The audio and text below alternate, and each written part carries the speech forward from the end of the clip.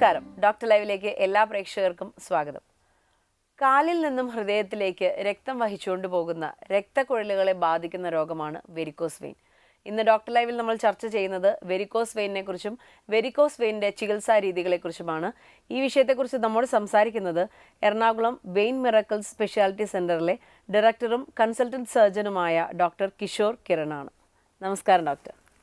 Doctor ലൈവിലേക്ക് സ്വാഗതം. Okay doctor, ഈ വെരിക്കോസ് വെയിൻ എന്ന് പറയുന്നത് എനിക്ക് തോന്നുന്നു വളരെ സാധാരണമായിട്ട് പലരിലും ഇപ്പോൾ കണ്ടുവരുന്നുണ്ട്. ഈ വെരിക്കോസ് വെയിനെ നമ്മൾ വളരെ ഗൗരവത്തോടെ കാണേണ്ടതുണ്ടോ? വെരിക്കോസ് വെയിൻ എന്നുള്ള വാക്കിനർത്ഥം കാലിൽ തടിച്ചു വീർത്ത് നിൽക്കുന്ന രക്തക്കുഴലുകളെയാണ് നമ്മൾ രക്തധമനികളെയാണ് വെരിക്കോസ് വെയിൻ എന്ന പദം കൊണ്ട് ഉദ്ദേശിക്കുന്നത്. തടിച്ചു നിൽക്കുന്ന വെയിൻസ് മാത്രമാണ് ബുദ്ധിമുട്ടെങ്കിൽ അതിനെ വലുതായിട്ട് പേടിക്കേണ്ട ആവശ്യമൊന്നുമില്ല. എങ്കിലും ഈ വെരിക്കോസ് വെയിൻ നാം ശ്രദ്ധിച്ചില്ല എന്നുണ്ടെങ്കിൽ ഭാവിയിൽ അതുകൊണ്ട് പ്രശ്നങ്ങളുണ്ടാകാനും കൂടുതൽ സങ്കീർണതകളിലേക്ക് പോകാനും സാധ്യതയുണ്ട്. പ്രധാനമായിട്ടും കാലിൽ വ്രണങ്ങൾ വരാം, കാലിലെ നിറവ്യത്യാസം വരാം, അങ്ങനെ ഈ വ്രണങ്ങൾ ഉണങ്ങാതെ വരാം. അങ്ങനെ വളരെ വേദനയുള്ള വളരെയധികം ബുദ്ധിമുട്ട് അനുഭവിക്കേണ്ടി വരുന്ന ഒരു അവസ്ഥയിലേക്ക് വെരിക്കോസ് വെയിൻ ഉള്ള ഏതൊരു പേഷ്യൻറ്റും പോയേക്കാം.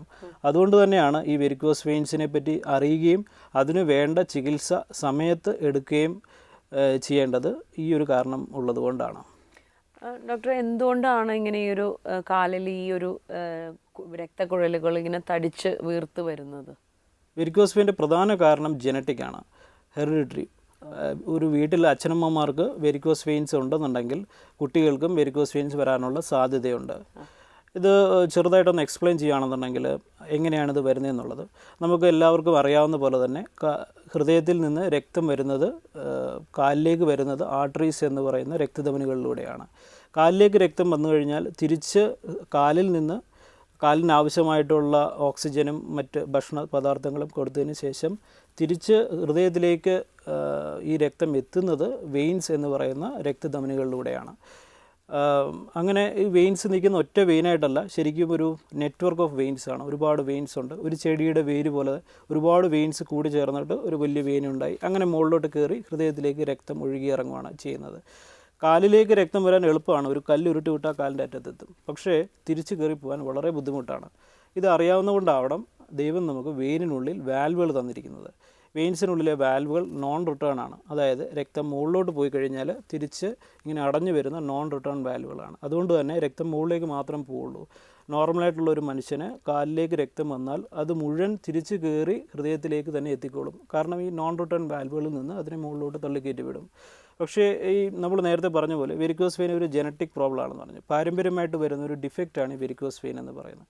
അതിൽ വെയിനിൻ്റെ ഇലാസ്റ്റിസിറ്റി നഷ്ടപ്പെട്ടു പോകുന്ന ഒരു ജനറ്റിക് ചേഞ്ചാണ് വരുന്നത്. ഒരു റബ്ബർ ബാൻഡിൻ്റെ ഇലാസ്റ്റിസിറ്റി പോയാൽ എങ്ങനെ ഇരിക്കും? അത് വീർത്തിരിക്കില്ലേ? അതുപോലെ തന്നെ ഒരു വെയിനിൻ്റെ ഇലാസ്റ്റിസിറ്റി പല സ്ഥലങ്ങളിലായിട്ട് പോവുകയാണ്. അത് പല വിധത്തിൽ പോകുമ്പോൾ പല സ്ഥലങ്ങളിൽ വീർത്തിരിക്കും. അങ്ങനെ തടിച്ച് വീർത്ത് നിൽക്കുന്ന വെയിൻസായിട്ട് ഒരു ആളുടെ കാലിലേക്ക് അത് വരും. അതാണ് അതിൻ്റെ പ്രധാനപ്പെട്ട കാര്യം. ഓക്കെ ഡോക്ടറെ, പലരുടെയും കാലിൽ ഇങ്ങനെ ഞരമ്പുകൾ നീല നിറത്തിലും തടിച്ചുമൊക്കെ ഇരിക്കാറുണ്ട്. ഈ എല്ലാ ഇങ്ങനെ നീല നിറത്തിലിരിക്കുന്നതോ അല്ലെങ്കിൽ തടിച്ചിരിക്കുന്നതോ ഞരമ്പുകൾ ഇതെല്ലാം വെരിക്കോസ് വെയിൻ്റെ ലക്ഷണങ്ങളാണോ? തടിച്ചു നിൽക്കുന്ന വെയിൻസ് എല്ലാം തന്നെ വെരിക്കോസ് വെയിൻസ് ആണ്. വളരെ കോമൺ ആയിട്ട് നമ്മൾ വിചാരിക്കുന്നതിനേക്കാളും വളരെയധികം കോമൺ ആയിട്ട് കാണുന്ന ഒരു പ്രശ്നം തന്നെയാണ് തടിച്ചു നിൽക്കുന്ന വെയിൻസ്. അതെല്ലാം വെരിക്കോസ് വെയിൻസ് തന്നെയാണ്. പക്ഷേ അതെല്ലാം ഒരു സിവിയർ പ്രോബ്ലം ആണെന്ന് പറയാൻ പറ്റില്ല. ചില ചെറിയ വെയിൻസ്, തുടയുടെ സൈഡിലൊക്കെ കാണുന്ന ചെറിയ വെയിൻസ് ഒരു കോസ്മെറ്റിക് പ്രോബ്ലം മാത്രമാണ്. അതൊരിക്കലും കാലിന് വ്രണങ്ങൾ ഉണ്ടാക്കുകയോ ഭാവിയിൽ വലിയ ബുദ്ധിമുട്ടുകൾ ഉണ്ടാക്കുകയോ ഒന്നുമില്ല. അതുകൊണ്ട് തന്നെ പക്ഷേ വെരിക്കോസ് വെയിൻസ് ഉള്ള ഒരാൾ ഒരു ഡോക്ടറിനെ സമീപിച്ച് അതിന് വേണ്ട ചികിത്സ യഥാസമയത്ത് എടുക്കുന്നത് ഇമ്പോർട്ടൻ്റ് ആണ്. ഇപ്പോൾ ഇത്തരത്തിൽ തടിച്ചു നിൽക്കുന്ന ഞരമ്പുകൾ അല്ലെങ്കിൽ പറഞ്ഞ വെരിക്കോസ് വെയിൻ ആണ് എന്ന് നമുക്ക് ക്ലിനിക്കലി പരിശോധനയിൽ തെളിഞ്ഞു കഴിഞ്ഞാൽ പിന്നെ അതിന് മറ്റെന്തെങ്കിലും ടെസ്റ്റുകളുടെ ആവശ്യമുണ്ടോ അത് തന്നെയാണെന്ന് സ്ഥിരീകരിക്കാനായിട്ട്? സാധാരണഗതിയിൽ വെരിക്കോസ് വെയിൻ ഒരു ക്ലിനിക്കൽ ഡയഗ്നോസിസ് തന്നെയാണ്. അതായത് ഒരു പേഷ്യൻ്റ് വന്നു കഴിഞ്ഞാൽ നമുക്ക് കാല് നോക്കി മനസ്സിലാക്കാൻ പറ്റും വെരിക്കോസ് വെയിൻസ് ആണോ, അതുകൊണ്ടുള്ള പ്രശ്നങ്ങളാണോ അല്ലയോ എന്നുള്ളത് നമുക്ക് നോക്കി തന്നെ മനസ്സിലാക്കാൻ പറ്റും. പക്ഷേ അതിൻ്റെ ചികിത്സാ രീതികളെപ്പറ്റി കൂടുതലായിട്ട് അറിയാനായിട്ട് ഡോപ്ലർ സ്കാൻ എന്ന് പറയുന്ന Doppler ultrasound scan, venous Doppler ultrasound scan എന്ന് പറയുന്ന ഒരു ടെസ്റ്റ് സാധാരണഗതിയിൽ ഡോക്ടർമാർ നിർദ്ദേശിക്കാറുണ്ട്. പക്ഷേ ബേസിക്കലി ഒരു ക്ലിനിക്കൽ ഡയഗ്നോസിസ് തന്നെയാണ്. നോക്കിക്കഴിഞ്ഞാൽ രോഗലക്ഷണങ്ങളിൽ നിന്ന് ഇതിനെ മനസ്സിലാക്കാൻ പറ്റും. അപ്പോൾ ഈ രോഗലക്ഷണങ്ങൾ എന്താണെന്ന് കൂടെ നമ്മൾ അറിഞ്ഞിരിക്കണ്ടേ. അപ്പോൾ അത് നമുക്കൊന്ന് പറഞ്ഞു നോക്കാം എന്തൊക്കെയാണ് ഈ രോഗലക്ഷണങ്ങൾ എന്നുള്ളത്. കാലിൽ തടിച്ചിരിക്കുന്ന വെയിൻസാണ് ഒന്ന്. 2 കട്ടുകഴപ്പ് വരും. കുറച്ച് നേരം നിന്ന് ജോലി ചെയ്യുന്ന ആൾക്കാർക്ക് കാലിൽ കട്ടുകഴപ്പ് വരും. കുറച്ച് നേരം കഴിയുമ്പോൾ കാലിൽ ഭാരം പോലെ തോന്നും കാലിന്. ഇതിന് കാരണം എന്താണെന്ന് കൂടെ പറയാം. ഈ രക്തം മുകളിലോട്ട് കയറി പോകുന്നില്ല എന്ന് പറഞ്ഞില്ലേ. രക്തം മുകളിലേക്ക് കയറി പോകുമ്പോൾ ഈ ഇലാസ്റ്റിറ്റി നഷ്ടപ്പെട്ടു പോകുന്നതുകൊണ്ട് വെയിൻസ് വീർത്ത് വരും. അപ്പോൾ മുകളിലോട്ട് തിരിച്ച് അടയുന്ന വാൽവുകൾ പിന്നീട് അടയാൻ പറ്റാതെ വരും. അങ്ങനെ വരുമ്പോൾ രക്തം മുകളിലോട്ട് പോയിട്ട് തെന്നി വീഴും. തെന്നി വീഴുമ്പോൾ വെയിൻ വീർക്കും. ആ വീർക്കുന്ന സമയത്ത് വെയിൻ വോൾസിലുണ്ടാകുന്ന സ്ട്രെച്ചാണ് ഈ വേദനയ്ക്ക് കാരണം. അതിൽ കൂടുതലായിട്ട് വീനസ് കൺജഷൻ, ബ്ലഡ് പൂൾ ചെയ്യും കാലിൽ. അങ്ങനെ വരുമ്പോഴാണ് നമുക്ക് ഈ വേദന കട്ടുകഴപ്പും അനുഭവപ്പെടുന്നത്. മസിൽ ക്രാംസ്, കാലിന് മസിൽ കയറ്റം വരുന്നതും വെരിക്കോസ് വെയിൻ്റെ ഒരു ലക്ഷണമാണ്. അതിനും കാരണം ഈ രക്തം കൂടുതലായിട്ട് പൂൾ ചെയ്യുന്നതുകൊണ്ട് കൂടുതലായിട്ട് മസിൽസ് പിടിച്ച് വർക്ക് ചെയ്യാനായിട്ടുള്ള ഒരു പോസിബിലിറ്റി ഉണ്ട്, മസിൽ ക്രാംസ്. അപ്പോൾ ഇങ്ങനെയുള്ള ഒരാൾ കാല് പൊക്കി വെച്ചിരുന്നു കഴിഞ്ഞാൽ കട്ടുകഴപ്പ് കുറഞ്ഞു കിട്ടും. കാരണം ഈ കാല് പൊക്കി വെക്കുമ്പോൾ ഹൃദയത്തിലേക്ക് രക്തം ഒഴുകി ഇറങ്ങും. അങ്ങനെ വരുമ്പോൾ ഈ വെയിൻ വോൾസിൽ സ്ട്രെച്ച് കുറഞ്ഞു കിട്ടും. അപ്പോൾ വേദന മാറുകയും ചെയ്യും. കറക്റ്റായിട്ടുള്ള ട്രീറ്റ്മെൻറ്റ് എടുത്തു കഴിഞ്ഞാൽ അത് പൂർണ്ണമായിട്ട് മാറ്റാനും പറ്റും. മസിൽ ക്രാംസും കാലിൽ വരുന്ന കട്ടുകഴപ്പും മാറ്റാം. പക്ഷേ ഇത് മാത്രമല്ല വെരിക്കോസ് വെയിൻ്റെ പ്രധാനപ്പെട്ട പ്രോബ്ലംസ്. ഇതെല്ലാം സഹിക്കാമെന്ന് വെച്ചാൽ തന്നെ ഭാവിയിൽ കൂടുതൽ സങ്കീർണതകളിലേക്ക് പോകാം. കാരണം ഇതിൽ സ്ത്രീകൾക്ക് കൂടുതലായിട്ട് കാണപ്പെടുന്നു, അങ്ങനെയുണ്ടോ? സ്ത്രീകളിലാണ് കൂടുതലായിട്ടും കാണപ്പെടുന്നത്. എന്നാൽ പുരുഷന്മാരിലും കാണപ്പെടാറുണ്ട്. 60% സ്ത്രീകളിലാണ് കൂടുതലായിട്ട് കാണപ്പെടുന്നത്. പിന്നെ പുരുഷന്മാരിൽ 40%. അതിന് കാരണം ഹോർമോണൽ ചേഞ്ചസ് ആണ്. പ്രഗ്നൻസിയുമായിട്ട് ബന്ധപ്പെട്ട് വരുന്ന ഹോർമോണൽ ചേഞ്ചസും പിന്നെ പെൽവിക് വെയിൻ കംപ്രഷനും ഒക്കെ ഉള്ളത് കൊണ്ട് സ്ത്രീകളിലാണ് പ്രത്യേകിച്ച് പ്രഗ്നൻസി കഴിയുമ്പോഴത്തേക്കും വെരിക്കോസ് വെയിൻസ് കാണാറുണ്ട്. അന്ന് സ്ഥിരമായിട്ട് പേഷ്യൻസ് ക്ലിനിക്കുകളിൽ വന്ന് പറയാറുണ്ട് നമ്മളടുത്ത്. പ്രഗ്നൻസി ഒരു പ്രധാനപ്പെട്ട ഫാക്ടറാണ്. പെൽവിക് വെയിൻ കംപ്രഷനും കൂടെ വരുന്നതുകൊണ്ട്. ഇപ്പോൾ പാരമ്പര്യമായിട്ട് വരുന്ന ഒരു രോഗമാണെന്ന് പറഞ്ഞു വെരിക്കോസ് വെയിൻ. അപ്പോൾ അത്തരത്തിൽ ഇപ്പോൾ എൻ്റെ മാതാപിതാക്കൾക്കുണ്ടെങ്കിൽ ഇത് വരാതിരിക്കാനായിട്ട് എനിക്ക് എന്തെങ്കിലും മുൻകരുതലുകളോ അങ്ങനെ എന്തെങ്കിലും എടുക്കാൻ സാധിക്കുമോ? ഈ വെരിക്കോസ് വെയിൻ വരാതിരിക്കാനായിട്ട് നമുക്കൊന്നും ചെയ്യാൻ പറ്റില്ല. പക്ഷേ വെരിക്കോസ് വെയിൻ്റെ സങ്കീർണതകളിലേക്ക് പോകാതിരിക്കാൻ തീർച്ചയായിട്ടും സാധിക്കും. ശരിക്കും പറഞ്ഞാൽ അതാണ് വേണ്ടത്. നമുക്ക് കാലിലൊരു വ്രണം വരുന്നതാണ് അവോയ്ഡ് ചെയ്യേണ്ടത്. ഒരു വെയിനോടെ തടിച്ചിരുന്നാൽ നമുക്ക് വലിയ പ്രോബ്ലംസ് ഒന്നും ഉണ്ടാവില്ല. പക്ഷേ കാലിൽ വ്രണങ്ങൾ വന്നു കഴിഞ്ഞാൽ അത് റിയൽ പ്രോബ്ലമായിട്ട് മാറും. അതുകൊണ്ട് തന്നെ അത് വരാതിരിക്കാൻ പ്രത്യേകം ശ്രദ്ധിക്കണം. അതിന് നമ്മൾ നേരത്തെ പറഞ്ഞ പോലെ രക്തം മുകളിലോട്ട് കയറുന്നില്ല എന്ന് പറഞ്ഞു. ആംഗിൾ റീജിയനിൽ വരുമ്പോൾ ഒരു ബ്ലഡ് കോളത്തിൻ്റെ ഏറ്റവും കൂടുതൽ പ്രഷർ വരുന്ന സ്ഥലമാണ്. അവിടെ നിന്ന് രക്തം മുകളിലോട്ട് കയറിയില്ല എന്നുണ്ടെങ്കിൽ പ്രഷർ കൂടിയിട്ട് വെയിൻസിനുള്ളിൽ നിന്ന് കോശങ്ങൾക്കിടയിലേക്ക് രക്തം ഇറങ്ങിച്ചെല്ലും. അങ്ങനെ ഇറങ്ങിച്ചെന്ന് കഴിഞ്ഞാൽ രക്തം എന്ന് പറഞ്ഞാൽ ഹീമോഗ്ലോബിനാണ്. ഹീമോഗ്ലോബിൻ ഹീമോസിഡറിനായിട്ട് മാറി കറുത്ത കളർ വരും. ഇത് വർഷങ്ങൾ കൊണ്ട് സംഭവിക്കുന്ന ഒരു കാര്യമാണ്. അങ്ങനെ കറുത്ത നിറം കൂടി വന്ന് പിന്നീട് നമുക്ക് അവിടെ ഒരു ചെറിയ മുറിവ് വരും. കാരണം നമ്മൾ അവിടെ ഹിസ്റ്റമിൻസ് റിലീസാകുന്നതുകൊണ്ട് കോശങ്ങൾക്കിടയിലേക്ക് രക്തം ഇറങ്ങി ചെല്ലുവാണ്. അപ്പോൾ നമ്മൾ ചൊറിയും. ഇതിൻ്റെ കൂട്ടത്തിൽ രക്തം എന്ന് പറഞ്ഞാൽ വെള്ളമാണ്. ആ വെള്ളം കോശങ്ങൾക്കിടയിലേക്ക് ഇറങ്ങി ചെല്ലുമ്പോൾ സംഭവിക്കുന്നത് കാലിന് നീര് വരുവാണെന്നുള്ളതാണ്. നീര് വന്നു കഴിഞ്ഞാൽ പിന്നെ പാടത്ത് വെള്ളം കയറുന്ന പോലെയാണ്. ഒരു പാടത്ത് നെൽക്കതിരുകൾ നിൽക്കുന്ന പാടത്ത് വെള്ളം കയറിപ്പോയി കഴിഞ്ഞാൽ എന്ത് സംഭവിക്കും? നെൽക്കതിരുകളെല്ലാം ചീഞ്ഞു പോകില്ലേ? അതുപോലെ തന്നെ കാലിലെ കോശങ്ങളിലേക്ക് രക്തം ഇറങ്ങിച്ചെല്ലുവാണ്. അത് വെള്ളം കയറി ചെല്ലുവാണ്. അങ്ങനെ ആ നീര് വരുന്ന സമയത്ത് കോശങ്ങൾ അഴുകി പോകാൻ തുടങ്ങും. കോശങ്ങൾ അഴുകി പോകുമ്പോൾ നമ്മളവിടെ ചൊറിയുന്നുണ്ട്. അപ്പോൾ അഴുകിയിരിക്കുന്ന സ്ഥലത്ത് നമ്മൾ ചൊറിഞ്ഞു കഴിഞ്ഞാൽ ചെറിയ മുറിവുകളായിട്ട് വരും. അപ്പോൾ അങ്ങനെ ആദ്യം വരുന്ന മുറിവുകളൊക്കെ ഉണങ്ങുമായിരിക്കും. പിന്നീട് വരുന്ന മുറിവുകൾ ഉണങ്ങാതെ വരും. അങ്ങനെ വലിയ വ്രണങ്ങളായിട്ട് വരുന്ന ആൾക്കാരുണ്ട്. അതാണ് ഇതിൻ്റെ ശരിക്കുള്ള വെരിക്കോസ് വെയിൻ്റെ റിയൽ പ്രോബ്ലം അതാണ്. അത് വരാതിരിക്കാനായിട്ട് തീർച്ചയായിട്ടും നമുക്ക് സാധിക്കും. ഇതെങ്ങനെയാണ് വരുന്നത്? നമുക്കൊരു കോളർ വെയിറ്റ് ചെയ്യുന്നുണ്ട്. ഹലോ, ഡോക്ടർ ലൈവ് ആണ്. ആരാ ജോൺ വർഗീസ് ആണ് പേര്. ഓക്കെ, ഡോക്ടറോട് സംസാരിച്ചോളൂ. ഡോക്ടർ, ഈ വെരിക്കോസ് വെയിൻ ഇപ്പം സ്റ്റോക്കിംഗ് ഇടാൻ പറയുന്നത് നല്ലതാണോ അതോ അത് ഭയങ്കര ഇഞ്ചുറീസ് ആണോ ഇതിന്? ഇല്ല, ഇഞ്ചുറീസ് അല്ല. ഇതിൻ്റെ ഒരു വെരിക്കോസ് വെയിൻ്റെ ഒരു സിംറ്റമാറ്റിക് ട്രീറ്റ്മെൻറ്റ് തന്നെയാണ് സ്റ്റോക്കിങ്സ് എന്ന് പറഞ്ഞാൽ. പക്ഷേ ഈ സ്റ്റോക്കിങ്സ് ഇടുന്നൊരു ടെമ്പററി മെഷറാണ്. ഒരു ഡെഫിനറ്റീവ് സർജിക്കൽ ട്രീറ്റ്മെൻറ്റിലേക്ക് പോകുന്നതിന് മുമ്പ്, അതായത് പ്രധാനമായിട്ടും ഞാനിപ്പോൾ നേരത്തെ പറഞ്ഞല്ലോ, ഇത് വെയിൻസ് വീർത്തിരിക്കുന്നതുകൊണ്ടാണ് കട്ടുകഴുപ്പ് വരുന്നത്. ഈ കട്ടുകഴുപ്പ് വരുന്ന ആൾക്കാർക്കാണ് കൂടുതലായിട്ട് നമ്മൾ സ്റ്റോക്കിങ്സ് സിംറ്റമാറ്റിക് ആയിട്ടുള്ള റിലീഫിന്. അത് സ്റ്റോക്കിങ്സ് ഇടുമ്പോൾ ഒരു സോക്സ് പോലെ ഇത് കംപ്രസ് ചെയ്ത് നിർത്തുമ്പോൾ ആ സ്ട്രെച്ച് വരില്ല. പേഷ്യൻ്റ് കൂടുതൽ കംഫർട്ടബിൾ ആവും, കട്ടുകഴുപ്പ് മാറിക്കിട്ടും. പക്ഷേ അത് ഇടുന്ന സമയത്ത് മാത്രമേ ആ ഒരു എഫക്റ്റ് കിട്ടുകയുള്ളൂ. സ്റ്റോക്കിങ്സ് ഊരി കഴിയുമ്പോൾ പഴയ പോലെ ഉള്ള പ്രോബ്ലംസ് വരും. അതൊരു താൽക്കാലിക മെഷറാണ്. But it is a treatment, symptomatic treatment for varicose vein. അതുകൊണ്ട് ധരിക്കുന്നതിൽ തെറ്റൊന്നുമില്ല. ഓക്കെ, ഡോക്ടർ നേരത്തെ പറയുകയുണ്ടായി ഇപ്പോൾ കോംപ്ലിക്കേഷൻസിലേക്ക് പോകാതെ നോക്കണം, അല്ലെങ്കിൽ വ്രണങ്ങളായി വന്ന് പൊട്ടി ആ ഒരു സ്റ്റേജിലേക്കൊക്കെ പോകാതെ നോക്കാനായിട്ട് ശരിക്കും പറഞ്ഞാൽ ഈ പൊട്ടി ഒഴുകുക, രക്തം പൊട്ടി പുറത്തേക്ക് പോവുക എന്നുള്ളത് തന്നെയാണോ ഇതിൻ്റെ ഒരു കോംപ്ലിക്കേഷൻ, അതോ മറ്റെന്തെങ്കിലും കോംപ്ലിക്കേഷൻസ് ഉണ്ടോ? ഇതിൽ വെരിക്കോസ് വെയിൻ നിൽക്കുമ്പോൾ ഒരാൾക്ക് വെരിക്കോസ് വെയിൻ ഉണ്ടെങ്കിൽ വർഷങ്ങൾ കൊണ്ട് സംഭവിക്കാൻ സാധ്യതയുള്ള ഒരു പ്രശ്നമാണ് ഈ കാല് പൊട്ടി വ്രണങ്ങൾ വരിക എന്നുള്ളത്. പക്ഷേ അതിലും അക്യൂട്ടായിട്ട് പെട്ടെന്ന് സംഭവിക്കാൻ പറ്റുന്ന വേറെ 2 കോംപ്ലിക്കേഷൻസ് ഉണ്ട്. അതിലൊന്നാണ് ഈ വെയിൻ പൊട്ടി രക്തം പോകുക എന്നുള്ളത്. അതായത് തടിച്ചു നിൽക്കുന്ന വെയിൻസ് ഉണ്ടെങ്കിൽ, ഇതൊരു ക്വാളിറ്റി കുറഞ്ഞ വെയിനാണ് വെരിക്കോസ് വെയിൻ എന്ന് പറഞ്ഞാൽ. അത് നോർമൽ വെയിനല്ല. നമ്മുടെ വീട്ടിൽ വെള്ളം ഒഴിക്കുന്ന ഓസ് ഉണ്ടാകും, വില കുറഞ്ഞ ഓസ് വാങ്ങിച്ചു ചോദിച്ചാൽ ചിലപ്പോൾ അത് പെട്ടെന്ന് പൊട്ടിപ്പോയെന്നിരിക്കാം. അതുപോലെ തന്നെ ക്വാളിറ്റി കുറഞ്ഞ വെയിൻ ആയതുകൊണ്ട് പെട്ടെന്ന് പൊട്ടിപ്പോകാം. പക്ഷേ ഇത് പൊട്ടി പോകുമ്പോൾ വേദന ഉണ്ടാവില്ല. അതുകൊണ്ട് തന്നെ പേഷ്യൻ്റ് ചിലപ്പോൾ അറിയില്ല. ബ്ലീഡ് ചെയ്താലും അറിയില്ല. അപ്പോൾ ചില ആൾക്കാർ പറയുന്നത് നമ്മൾ കുളിച്ചുകൊണ്ടിരിക്കുമ്പോഴൊക്കെ തറയിലൊക്കെ രക്തം കിടക്കുന്ന കണ്ടാണ് അറിയുന്നത് നമ്മുടെ കാലിൽ നിന്നാണ് രക്തം ചീറ്റി പോയിക്കൊണ്ടിരിക്കുന്നത് എന്നുള്ളത്. പക്ഷേ ഇത് തന്നെ വലിയൊരു അപകടമാണ്. കാരണം നമ്മൾ ഉറങ്ങുന്ന സമയത്ത് ഇത് പൊട്ടിപ്പോവാം. ഉറങ്ങുന്ന സമയത്ത് പൊട്ടിയാൽ അറിയാതെ പോയാൽ വലിയ അപകടത്തിലേക്ക് പോകാം. ഓക്കെ ഡോക്ടറെ, നമുക്കൊരു ഇടവേളയ്ക്ക് ശേഷം തിരിച്ചു വരാം. ഡോക്ടർ ലൈവിൽ ഇനിയൊരു ഇടവേള.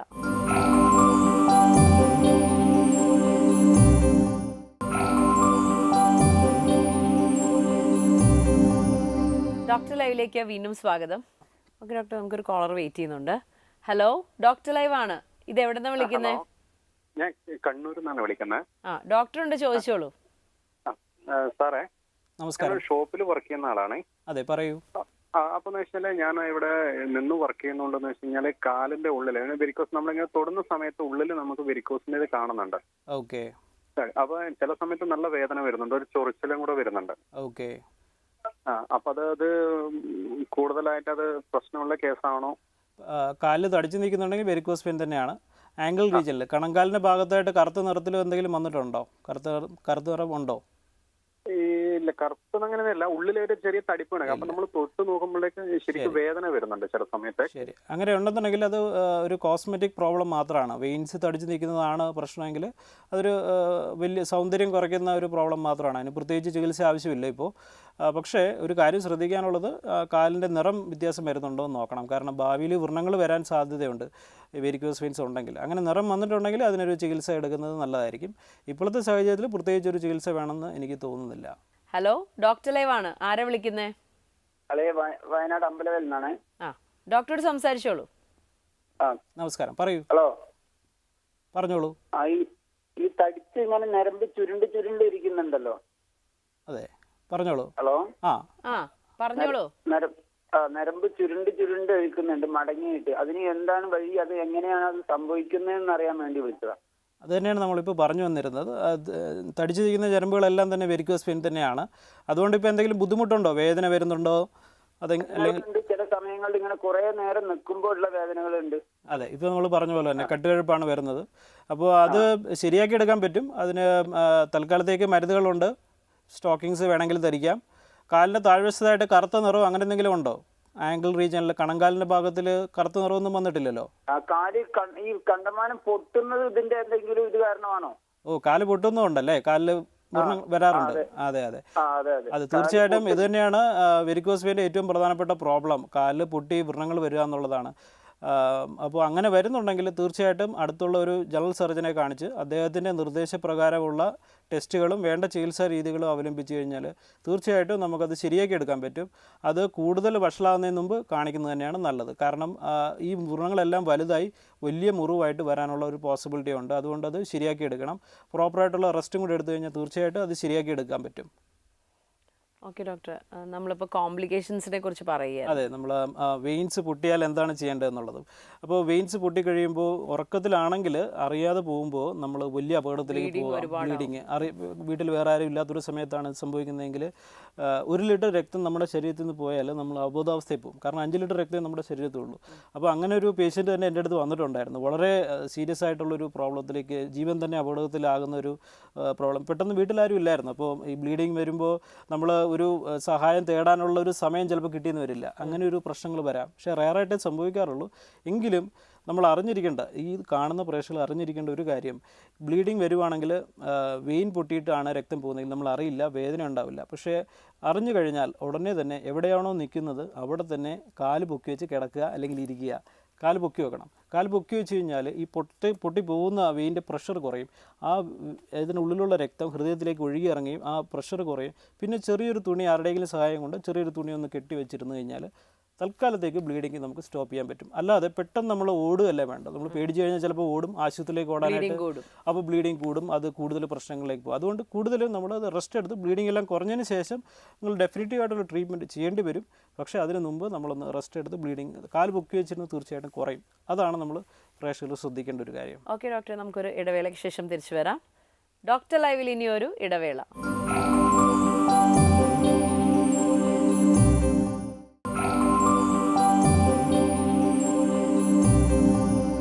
ഡോക്ടർ ലൈവിലേക്ക് വീണ്ടും സ്വാഗതം. ഡോക്ടർ, ഈ വെരിക്കോസ് വെയിന് എന്തൊക്കെ രീതിയിലുള്ള ചികിത്സകളാണ് നമുക്കിപ്പോൾ ലഭ്യമായിട്ടുള്ളത്? വെരിക്കോസ് വെയിൻ്റെ ചികിത്സ എന്ന് പറഞ്ഞാൽ ബേസിക്കലി 2 തരത്തിലുണ്ട്. കൺസർവേറ്റീവ് ട്രീറ്റ്മെൻ്റ് ഉണ്ട്, സർജിക്കൽ മെത്തേഡ്സ് ഉണ്ട്. കൺസർവേറ്റീവ് എന്ന് പറയുമ്പോൾ നേരത്തെ വിളിച്ച കോളർ പറഞ്ഞ പോലെ സ്റ്റോക്കിങ്സ് ഉപയോഗിക്കാം, അല്ലെങ്കിൽ ഇതിനെ പറ്റിയ മരുന്നുകളുണ്ട്. പക്ഷേ കുറച്ചുകൂടെ ശാശ്വതമായിട്ടുള്ള പരിഹാരം സർജിക്കൽ ട്രീറ്റ്മെൻറ്റ് തന്നെയാണ്. അതിൽ പ്രധാനമായിട്ടും ട്രെൻഡൽബർഗ് ഓപ്പറേഷൻ, സ്ട്രിപ്പിംഗ് ഓപ്പറേഷൻ എന്ന് പറഞ്ഞ ഓപ്പറേഷൻസ് ആയിരുന്നു പണ്ട് ചെയ്തു വരുന്നിരുന്നത്. പക്ഷേ ഇപ്പോൾ നൂതനമായിട്ടുള്ള ചികിത്സാ രീതികളാണുള്ളത്. ഇതിൽ നമുക്ക് മുറിവുകൾ ഉണ്ടാക്കാതെ തന്നെ, വലിയ മുറിവുകളില്ലാതെ തന്നെ, വലിയ വേദന ഇല്ലാതെ തന്നെ നമുക്ക് വെരിക്കോസ് വെയിൻസ് തീർച്ചയായിട്ടും ശരിയാക്കി എടുക്കാൻ പറ്റും.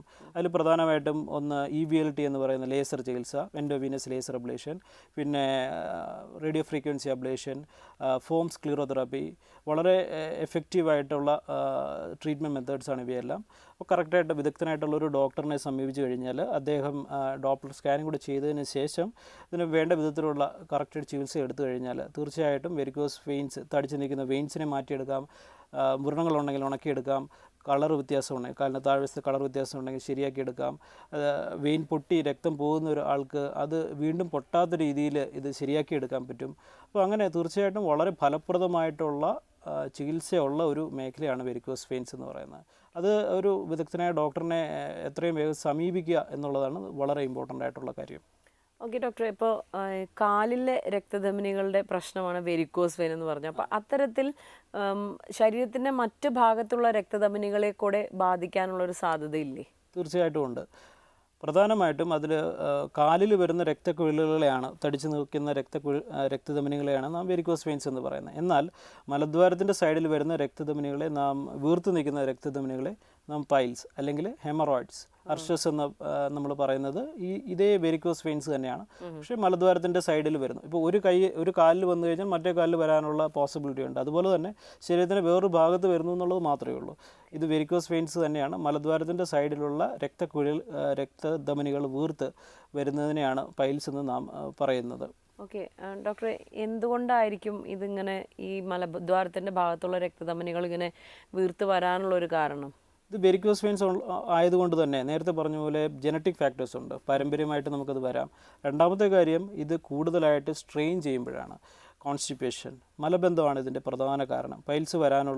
പൈൽസും അതിൻ്റെ സങ്കീർണതകളും വരാനുള്ള പ്രധാന കാരണം മലബന്ധം തന്നെയാണ്. അതായത് ഇത് പൈൽസ് എന്ന് പറയുന്നത് നമുക്കൊരു ബാഗ് ഓഫ് വെയിൻസ് എന്ന് സങ്കല്പിക്കാം. അതായത് ഒരു നെറ്റ്വർക്ക് ഓഫ് വെയിൻസിന് ബാഗിൽ എടുത്ത് വെച്ചിരിക്കുകയാണ്. മലദ്വാരത്തിൻ്റെ സൈഡിലായിട്ട് നിൽക്കുന്ന വെയിൻസ് തടിച്ചു വീർത്ത് നിൽക്കുകയാണ്. അതിലേക്ക് രക്തം വരികയും പിന്നെ തിരിച്ച് കയറി പോവുകയും ചെയ്യുന്ന ഒരു ബാഗ് ഓഫ് വെയിൻസ് എന്ന് സങ്കല്പിക്കാം.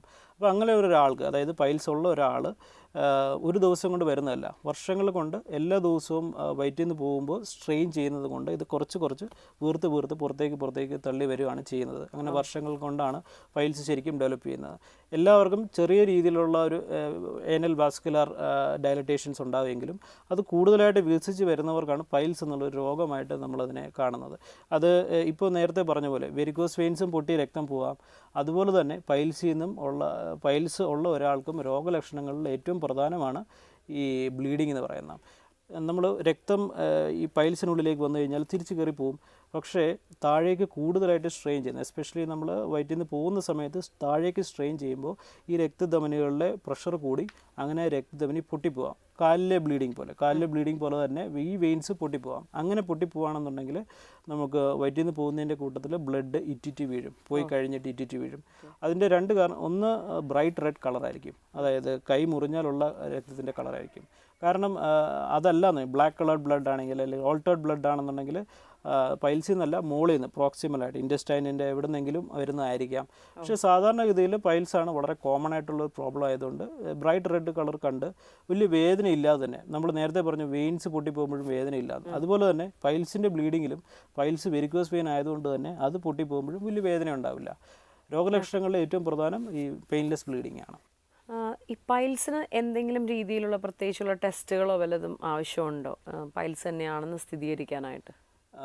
പൈൽസ് നമുക്ക് നമ്മൾ ഈ പറഞ്ഞ പോലെ ഒരു പേഷ്യൻ്റ് വരുന്നത് ബ്ലീഡിംഗ് ആയിട്ടായിരിക്കും, അല്ലെങ്കിൽ ചിലപ്പോൾ പുകച്ചിൽ വരാം. പക്ഷേ ആൾക്കാർ പറയുന്നത് ചിലപ്പോൾ ഒരു തടിപ്പ് പുറത്തേക്ക് ഇറങ്ങി വരാം, ചില ആൾക്കാർക്ക് വേദന ഉണ്ടാവാം. ഇതെല്ലാം ഉണ്ടാവുന്നതും ഈ നേരത്തെ പറഞ്ഞ ബാഗ് ഓഫ് വെയിൻസിൽ ബ്ലഡ് കൂടുതലായിട്ട് വരുന്നതുകൊണ്ടാണ്, സ്ട്രെയിൻ കൂടുന്നതുകൊണ്ടാണ്.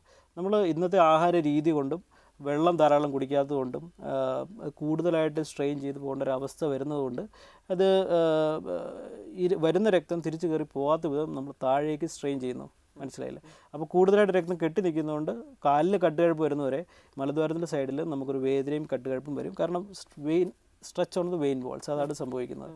അപ്പോൾ അങ്ങനെയുള്ള ആൾക്കാർക്ക് വരാം. പിന്നെ ഉള്ളത് ഇത് മലദ്വാരത്തിന് ഉള്ളിലാണ് നിൽക്കുന്നത്. അതുകൊണ്ട് തന്നെ ഒരു പേഷ്യൻറ്റിനെ നമ്മൾ നേരിട്ട് കണ്ട് സംസാരിക്കുകയാണെങ്കിൽ പൈൽസ് ഉണ്ടോ ഇല്ലയോ എന്ന് ഉറപ്പ് വരുത്താൻ പറ്റില്ല.